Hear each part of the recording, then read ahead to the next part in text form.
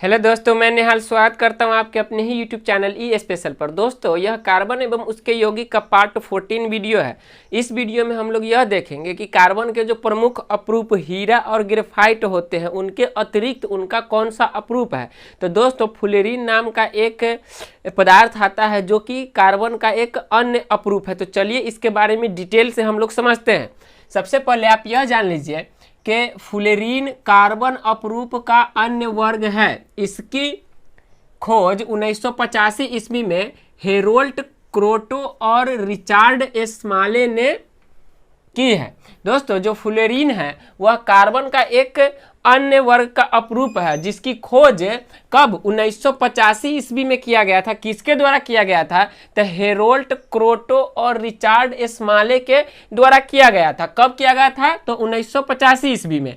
सबसे पहले दोस्तों, सबसे पहले C60 कितना C60 कार्बन परमाणु वाले फ्लोरीन की खोज हुई है। सबसे पहले किस कार्बन परमाणु वाले फ्लोरीन की खोज हुई थी? तो C60 या फिर C60 कार्बन परमाणु वाले फ्लोरीन की खोज हुई थी। आइए इसकी संरचना के बारे में हम लोग बात कर लेते हैं। तो इसकी संरचना फुटबॉल की तरह 20 फलकीय होती है। आप इधर जो देख रहे हैं संरचना फुटबॉल की आकार का, तो यह जो संरचना है यह किस चीज का संरचना है? तो फ्लोरीन के अंदर कार्बन परमाणु की व्यवस्था है। मतलब उसके अंदर कार्बन कुछ इस तरह से सजे होते हैं। आप यहाँ पर यह देख रहे होंगे बिंदु बिंदु सा, यह क्या है? तो कार्बन की स्थिति है। और इसमें फ्लोरीन के अंदर जब आप देखिएगा तो इस तरह की आपको संरचना मिलेगी।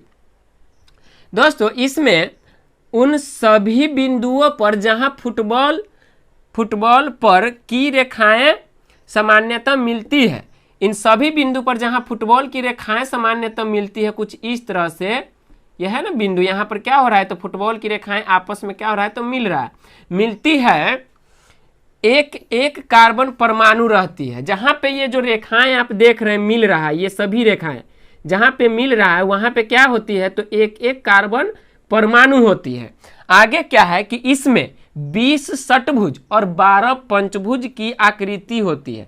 जो फुटबॉल जैसी आप आकृति देख रहे हैं यह क्या है? तो आपको बता दिए हैं कि यह फ्लोरीन के अंदर कार्बन परमाणु की व्यवस्था है।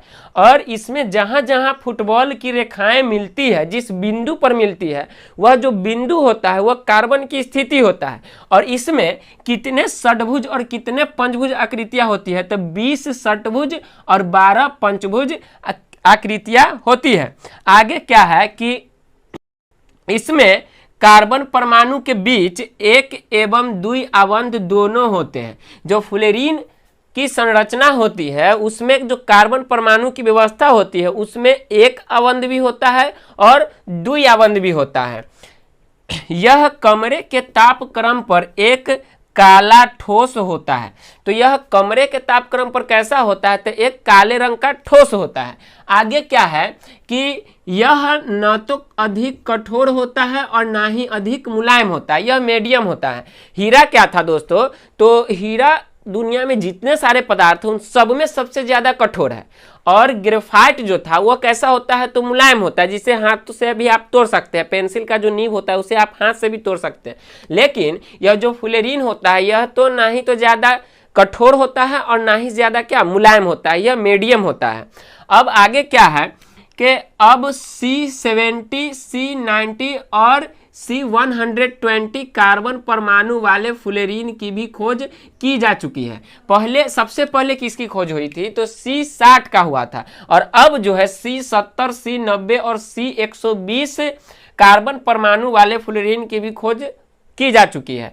अब क्या है कि कुछ फ्लोरीन जो होता है वह विद्युत के चालक होते हैं। कुछ जो फ्लोरीन होते हैं वह क्या होते हैं? तो विद्युत के चालक होते हैं। और बात की जाए इसकी द्रव्यनांक की, तो इसका जो द्रव्यनांक होता है वह उच्च होता है। दोस्तों, एक बहुत सी सोचने वाली बात यह है कि किसी भी पदार्थ या फिर किसी भी तत्व का निर्माण जो होता है वह छोटे छोटे कण इलेक्ट्रॉन और प्रोटॉन न्यूट्रॉन के संयोग से होता है। तो यह जो इलेक्ट्रॉन, प्रोटॉन और न्यूट्रॉन जो संयोग से करता है तो यह किस तरह का संरचना बना लेता है कि एक ही तत्व कार्बन, उसके अपरूप है 3, मुख्य तो हीरा और ग्रेफाइट है और एक क्या है, फ्लोरीन है।